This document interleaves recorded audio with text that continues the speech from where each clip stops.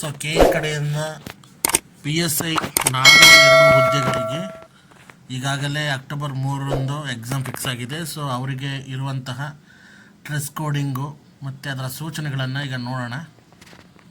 So ಪುರುಷ ಅಭ್ಯರ್ಥಿಗಳು ಪರೀಕ್ಷೆ ದಿನದಂದು ಪೂರ್ಣ ತೋಳಿನ ಶರ್ಟನ್ನು ಹಾಕೋಬರಂಗಿಲ್ಲ. ಸೊ ಅರ್ಧ ತೋಳಿನ ಶರ್ಟನ್ನು ಧರಿಸುವುದು, ಸಾಧ್ಯವಾದಷ್ಟು ಕಾಲರ್ ರಹಿತ ಶರ್ಟ್ಗಳನ್ನು ಆದ್ಯತೆ ನೀಡುವುದು. ಜೇಬುಗಳು ಜಾಸ್ತಿ ಇಲ್ಲದೆ ಇರುವಂಥ ಪ್ಯಾಂಟ್ಗಳನ್ನು ಧರಿಸಬೇಕು. ಆದರೆ ಕುರ್ತಾ ಪೈಜಾಮ ಜೀನ್ಸ್ ಪ್ಯಾಂಟುಗೆ ಅನುಮತಿ ಇಲ್ಲ. ಅದೇ ಥರ ಪುರುಷ ಅಭ್ಯರ್ಥಿಗಳು ಧರಿಸುವ ಬಟ್ಟೆಗಳು ಹಗುರವಾಗಿರಬೇಕು. ಜಿಪ್ ಪಾಕೆಟ್ಗಳಾಗಿರ್ಬೋದು, ದೊಡ್ಡ ಬಟನ್ಗಳಾಗಿರ್ಬೋದು, ವಿಸ್ತಾರವಾದ ಕಸೂತಿಗಳು ಇರಬಾರ್ದು ಅಂತ ಹೇಳ್ತಿದ್ದಾರೆ. ಅದರ ಪರೀಕ್ಷಾ ಹಾಲೊಳಗೆ ಶೂಗಳನ್ನು ಕಟ್ಟುನಿಟ್ಟಾಗಿ ನಿಷೇಧಿಸಲಾಗಿದೆ. ಶೂ ಹಾಕೋಬರಂಗಿಲ್ಲ. ಅಭ್ಯರ್ಥಿಗಳು ಸ್ಯಾಂಡಲ್ ಅಥವಾ ತೆಳುವಾದ ಅಡಿಭಾಗ ಇರುವ ಚಪ್ಪಲಿಗಳನ್ನು ಧರಿಸುವುದು. ಆದಷ್ಟು ತೆಳುವಾದ ಲೈಟ್ ವೇಟ್ ಚಪ್ಪಲಿಗಳನ್ನು ಬಳಸಬೇಕು ಅಂತ ಹೇಳ್ತಿದ್ದಾರೆ.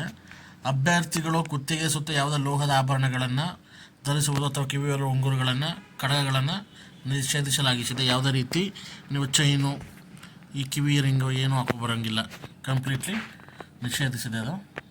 ಸೊ ಅದೇ ರೀತಿ ಮಹಿಳೆಯರಿಗೆ ವಿಶೇಷವಾಗಿ ಏನು ಸೂಚನೆಗಳಿದೆ ನೋಡೋಣ. ಡ್ರೆಸ್ ಕೋಡಿಂಗು: ಮಹಿಳಾ ಅಭ್ಯರ್ಥಿಗಳು ಕಸೂತಿ, ಹೂಗಳು, ಬ್ರೂಚ್ ಅಥವಾ ಬಟನ್ಗಳು ಹೊಂದಿರುವ ಬಟ್ಟೆಗಳನ್ನು ಧರಿಸುವುದು ನಿಷೇಧಿಸಲಾಗಿದೆ. ಸೇಮ್ ಇವರು ಕೂಡ ಹೆವಿ ಇದು ಡ್ರೆಸ್ಸಿಂಗ್ ಎಲ್ಲ ಮಾಡ್ಕೊಬರಂಗಿಲ್ಲ. ಹಾಗೆ ಇವರು ಕೂಡ ಪೂರ್ಣ ತೋಳಿನ ಬಟ್ಟೆಗಳನ್ನು, ಜೀನ್ಸ್ ಪ್ಯಾಂಟ್ ಧರಿಸಬಾರದು.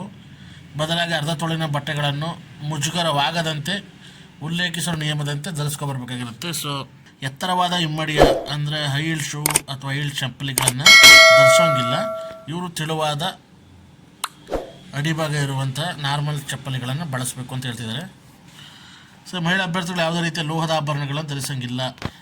ಮಂಗಳಸೂತ್ರ ಮತ್ತು ಕಾಲುಂಗುರನ ಹೊರತುಪಡಿಸಿ ಯಾವುದೇ ರೀತಿಯ ಆಭರಣಗಳನ್ನು ಹಾಕೋಬರಂಗಿಲ್ಲ, ಅದು ಕಡ್ಡಾಯವಾಗಿ ಹೇಳಿದ್ದಾರೆ. ಯಾವ್ಯಾವ ವಸ್ತುಗಳನ್ನು ಕಂಪ್ಲೀಟಾಗಿ ನಿಷೇಧ ಮಾಡಿದ್ದಾರೆ ಅಂದರೆ ಯಾವುದನ್ನು ತೊಗೋಂಗಿಲ್ಲ ಅನ್ನೋದನ್ನ ಕೊಟ್ಟಿದ್ದಾರೆ ನೋಡಿ. ಎಲೆಕ್ಟ್ರಾನಿಕ್ ವಸ್ತುಗಳಲ್ಲಿ ಮೊಬೈಲ್ ಫೋನ್ಗಳಾಗಿರ್ಬೋದು, ಪೆನ್ ಡ್ರೈವ್, ಇಯರ್ಫೋನ್, ಬ್ಲೂಟೂತ್ ಮೈಕ್ರೋಫೋನ್ನ ಅನುಮತಿ ಇಲ್ಲ. ತಿನ್ನಬಹುದಾದ ಪದಾರ್ಥಗಳನ್ನು ಪರೀಕ್ಷೆ ಕೊಠಡಿಯೊಳಗೆ ತರುವುದು ಹಾಗೂ ತಿನ್ನುವುದು ನಿಷೇಧಿಸಲಾಗಿದೆ. ಕುಡಿಯುವ ನೀರಿನ ಬಾಟಲನ್ನು ಕೂಡ ನೀವು ತರೋಂಗಿಲ್ಲ. ಸೊ ಅದನ್ನು ಕುಡಿಯುವ ನೀರನ್ನು ಎಕ್ಸಾಮ್ ಹಾಲ್ಗೆ ಅವರೇ ಕೂಡ ಕಲ್ಪಿಸ್ಕೊಡ್ತಾರೆ ನಿಮಗೆ ಕುಡಿಯೋ. ಪೆನ್ಸಿಲ್, ಪೇಪರ್, ಎರೈಸರ್ ಪರೀಕ್ಷೆ ಕೇಂದ್ರಗಳಿಗೆ ತರುವಂತಿಲ್ಲ. ತಲೆಯ ಮೇಲೆ ಟೋಪಿ, ಹ್ಯಾಟ್ ಏನು ಹಾಕೊಂಡು ಹೋಗಂಗಿಲ್ಲ. ಯಾವುದೇ ರೀತಿಯ ಮಾಸ್ಕನ್ನು ಧರಿಸೋಂಗಿಲ್ಲ.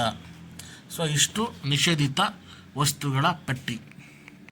ಪರೀಕ್ಷೆ ದಿನಾಂಕದಿಂದ ಏನೇನು ವಸ್ತುಗಳನ್ನ ಮಾತ್ರ ತಗೊಂಡು ಹೋಗಬೇಕು, ಏನೇನು ವಸ್ತುಗಳು ಇಂಪಾರ್ಟೆಂಟ್ ಥಿಂಗ್ಸ್ ಅಂತ ಇಲ್ಲಿ ಕೊಟ್ಟಿದ್ದಾರೆ ನೋಡಿ ಡೀಟೇಲ್ಸು. ಸೊ ಆಲ್ ಟಿಕೆಟನ್ನು ಅಭ್ಯರ್ಥಿಗಳು ಕಡ್ಡಾಯವಾಗಿ ತೊಗೊಬರಬೇಕು. ಸರ್ಕಾರದಿಂದ ಮಾನ್ಯವಾದಂಥ ಯಾವುದಾದ್ರು ಒಂದು ಗುರುತಿನ ಚೀಟಿ, ಅದು ಪಾಸ್ಪೋರ್ಟ್ ಆಗಿರ್ಬೋದು, ಡ್ರೈವಿಂಗ್ ಲೈಸೆನ್ಸ್, ಆಮೇಲೆ ನಿಮ್ಮ ವೋಟರ್ ID, ಅಂದರೆ ನಿಮ್ಮ ಬ್ಯಾಂಕ್ ಪಾಸ್ಬುಕ್ಕು, ಅಂಚೆ ಕಚೇರಿ ಪಾಸ್ಬುಕ್ ಯಾವುದಾದ್ರೂ ಓಕೆ. ನಿಮ್ಮ ದಾಖಲಾತಿಗಳಲ್ಲಿ ಗೌರ್ಮೆಂಟ್ ಐಡೆಂಟಿಟಿ ಕಾರ್ಡ್ ಯಾವುದಾದ್ರೂ ಓಕೆನಾ.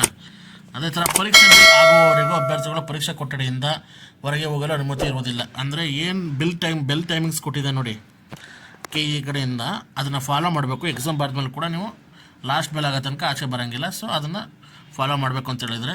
ಸೊ ಕೊನೆಯದಾಗಿ ಹೇಳಿದ್ದಾರೆ ನೋಡಿ, ಮೇಲೆ ಹೇಳಲಾಗಿರುವ KE ನಿಯಮಗಳನ್ನು ಅಭ್ಯರ್ಥಿಗಳು ಕಡ್ಡಾಯವಾಗಿ ಪಾಲಿಸತಕ್ಕದ್ದು. ಇಲ್ಲವಾದಲ್ಲಿ ನಿಯಮಾನುಸಾರ ಅಭ್ಯರ್ಥಿಗಳ ಮೇಲೆ ಕಠಿಣ ಕ್ರಮ ಕೈಗೊಳ್ಳಲಾಗುವುದು. ಸೊ ಇಷ್ಟು ಕೂಡ ಪುರುಷರಿಗೆ ಮಹಿಳೆಯರಿಗೆ ಏನು ಡ್ರೆಸ್ ಕೋಡಿಂಗ್ ಇದೆ ಮತ್ತು ಏನು ತೊಗೊಂಡೋಗ್ಬೇಕು, ಏನು ತೊಗೊಂಡೋಗ್ಬಾರ್ದು ಎಲ್ಲ ಡೀಟೇಲ್ಸ್ ಕೊಟ್ಟಿದ್ದಾರೆ. ಸೊ ಇನ್ನೊಂದು ಸತಿ ನೀವು ಚೆನ್ನಾಗಿ ನೋಡ್ಕೊಳ್ಳಿ, ವೆಬ್ಸೈಟಲ್ಲಿ ಸಿಗುತ್ತೆ. ಇದನ್ನು ಚೆನ್ನಾಗಿ ಓದ್ಕೊಂಡು ನೀವು ಎಕ್ಸಾಮ್ಗೆ ಸಿದ್ಧರಾಗಿ. ಸೊ ಎಲ್ಲ ಸ್ಟೂಡೆಂಟ್ಗಳಿಗೂ ನಮ್ಮ ಕಡೆಯಿಂದ ಆಲ್ ದ ಬೆಸ್ಟ್. ಇದೇ ಥರ ಹೆಚ್ಚಿನ ಕಂಟೆಂಟ್ಗಳಿಗೋಸ್ಕರ ನಮ್ಮ ಚಾನಲ್ ಸಬ್ಸ್ಕ್ರೈಬ್ ಮಾಡಿ. Thanks for the watching.